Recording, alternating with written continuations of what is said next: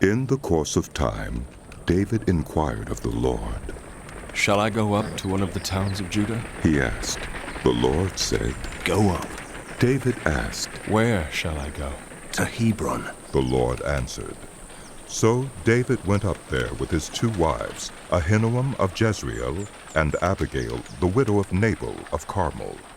David also took the men who were with him, each with his family, and they settled in Hebron and its towns.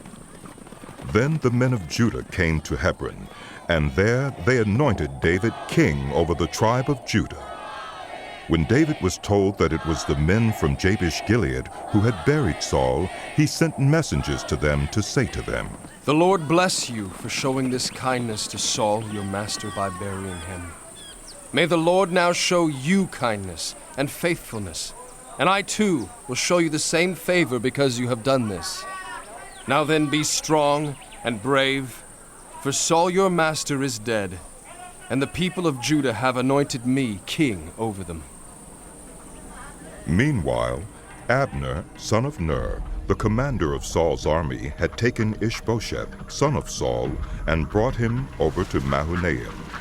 He made him king over Gilead, Asherai, and Jezreel, and also over Ephraim, Benjamin, and all Israel.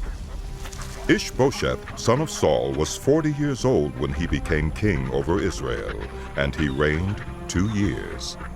The tribe of Judah, however, remained loyal to David. The length of time David was king in Hebron over Judah was 7 years and 6 months. Abner, son of Ner, together with the men of Ishbosheth, son of Saul, left Mahanaim and went to Gibeon. Joab, son of Zeruiah, and David's men went out and met them at the pool of Gibeon. One group sat down on one side of the pool, and one group on the other side. Then Abner said to Joab, Let's have some of the young men get up and fight hand to hand in front of us. All right, let them do it. Joab said.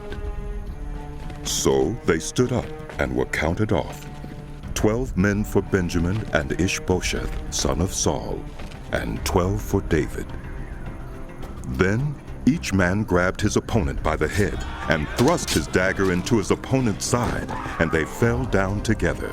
So that place in Gibeon was called Helkath Hazurim. The battle that day was very fierce, and Abner and the Israelites were defeated by David's men.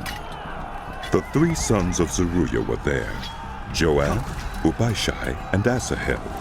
Now Asahel was as fleet-footed as a wild gazelle. He chased Abner, turning neither to the right nor to the left as he pursued him. Abner looked behind him and asked, Is that you, Asahel? It is. He answered. Then Abner said to him, Turn aside to the right or to the left. Take on one of the young men and strip him of his weapons. But Asahel would not stop chasing him. Again Abner warned Asahel. Stop chasing me! Why should I strike you down? How could I look your brother Joab in the face? But Asahel refused to give up the pursuit.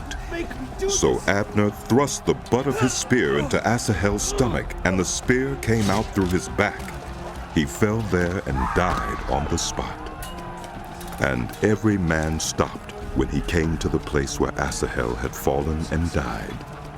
But Joab and Abishai pursued Abner, and as the sun was setting, they came to the hill of Ammah, near Giah, on the way to the wasteland of Gibeon. Then the men of Benjamin rallied behind Abner. They formed themselves into a group and took their stand on top of a hill. Abner called out to Joab, Must the sword devour forever? Don't you realize that this will end in bitterness? How long before you order your men to stop pursuing their fellow Israelites? Joab answered, As surely as God lives, if you had not spoken, the men would have continued pursuing them until morning. So Joab blew the trumpet, and all the troops came to a halt. They no longer pursued Israel, nor did they fight any more. All that night Abner and his men marched through the Arabah. They crossed the Jordan, continued through the morning hours, and came to Mahanaim. Then Joab stopped pursuing Abner and assembled the whole army. Besides Asahel, 19 of David's men were found missing. But David's men had killed 360 Benjamites who were with Abner. They took Asahel and buried him in his father's tomb at Bethlehem. Then Joab and his men marched all night and arrived at Hebron by daybreak.